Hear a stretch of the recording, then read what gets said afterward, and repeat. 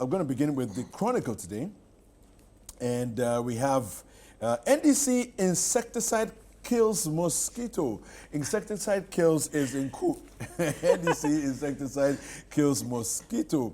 An order to disapprove ministerial nominees. And this is what the headline says here on the front page of the Chronicle. It says here, bribery allegation rocks minority caucus.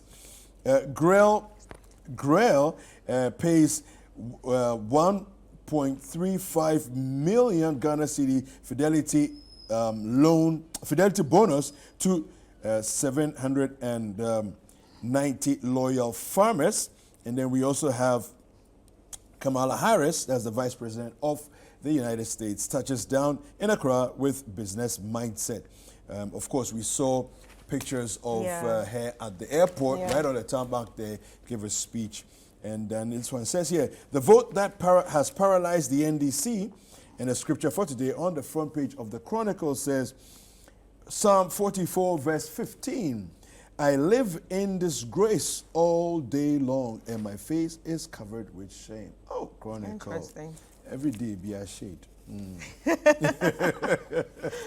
All right, so on the Ghanaian Times, some of the headlines are turmoil in NDC over ministerial approval as former President Mahama, party minority leader, labeled voting as betrayal.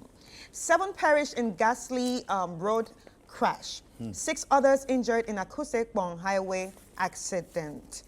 And U.S. Vice President arrives in Ghana for 3-day state visit.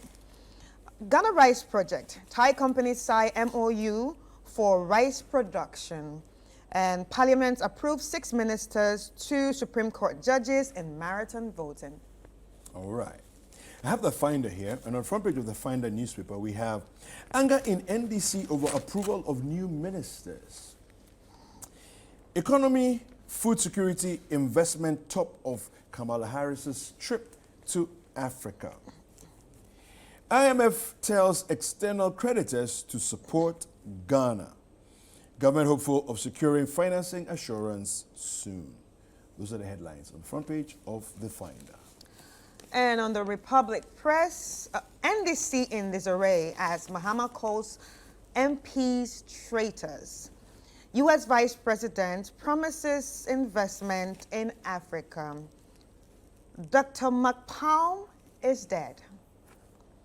New tax bills will shore up government's revenue mobilization, and that's by the Finance Minister, Deputy Finance Minister.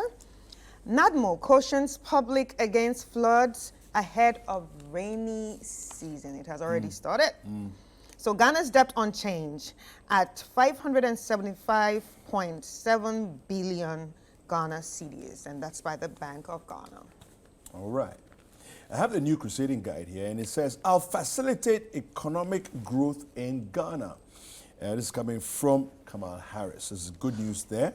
You know, one of the things that is really great about the way that, the world geopolitics works is that typically when the U.S. backs a group or a country, others want to join in, and so this is good news for us here in Ghana, especially at this time when we so badly need the support of the international community. MPA urges public to regularly replace worn-out cylinder hoses and rubber seals.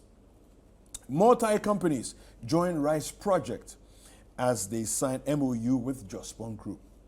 We also have here, Frederick Kuma joins MPP Amenfi East parliamentary race, and court drops interlocutory injunction filed against Holmus Construction. Final one here, Kweku Intribwesiakon, NDC, a word to the wise is enough. Those are the headlines on front page of the new Crusading Guide. So on the Informer, some of the headlines we have here. Approval of Akufo-Addo nominees. Mahama insult NDC MPs, call them traitors and selfish.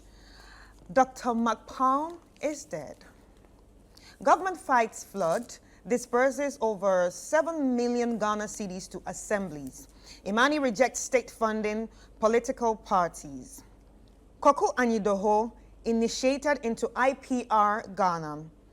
Ghana-Thailand Rice Project. Companies sign MOUs with Jospon Group. I have the Inquisitor here, and it says, approval of ministers in Parliament.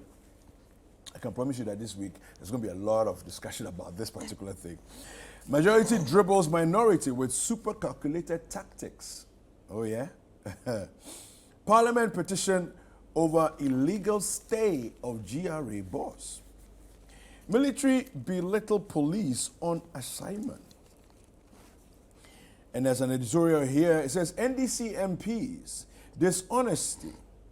NDC MPs dishonesty. It's absolutely stupid to blame Atuforsen.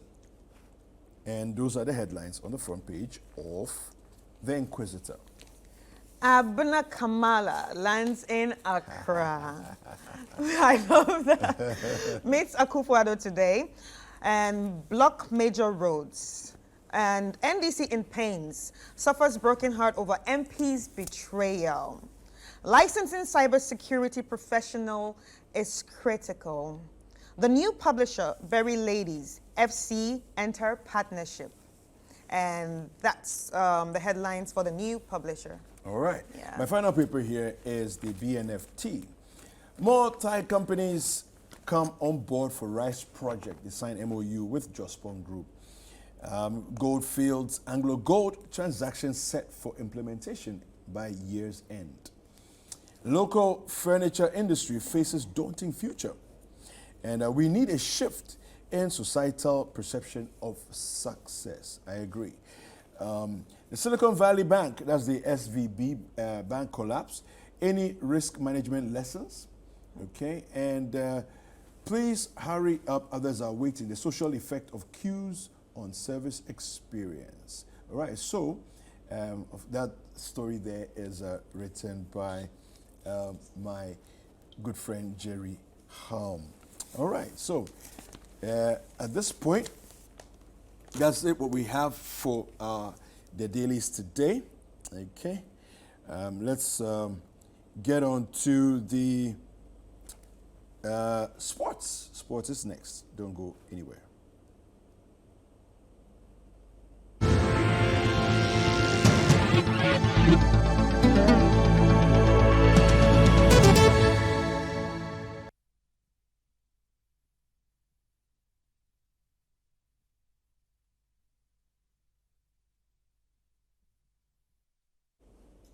All right, it's time for sports this morning. And today we have AFCON 2023 qualifiers, and we have some boxing as well. Okay, so the Black Stars arrived in Angola on Saturday ahead of Monday's qualifier in the qualifier second leg against their hosts. Okay, Ghana won the first leg in Kumasi last Thursday by a lone goal to top of the table on 7 points. Now, head coach Chris Hughton traveled with 21 players after injuries ruled out captain Andre Ayew, Mohamed Salisu, Alex Jiku, and Dennis Odoi. The match will be played at 4 p.m. Ghana time. Now, the under-23 AFCON qualifiers, Ghana's Black Meteors trained in Kumasi ahead of the Tuesday's under-23 AFCON qualifier against Algeria. The two teams played out a 1-1 in Annaba on Friday in the first leg of the final qualifier for the under-23 AFCON tournament. The Meteors need a win in the return leg to book a place in the final tournament in Morocco. That's going to be happening from June 24th to July the 8th. Now, the tournament will serve as the qualifiers for the 2024 Olympic football tournament. Now, a bit of boxing here. Ghanaian boxer Richard Comey's hopes of becoming a two-time world champion has suffered a major setback after he lost his championship eliminator bout with Jose Ramirez. Now, Ramirez, who is a former unified champion in the super lightweight division, dropped Comey twice in the 11th round, the second of which Comey failed to recover from after a full count to 10.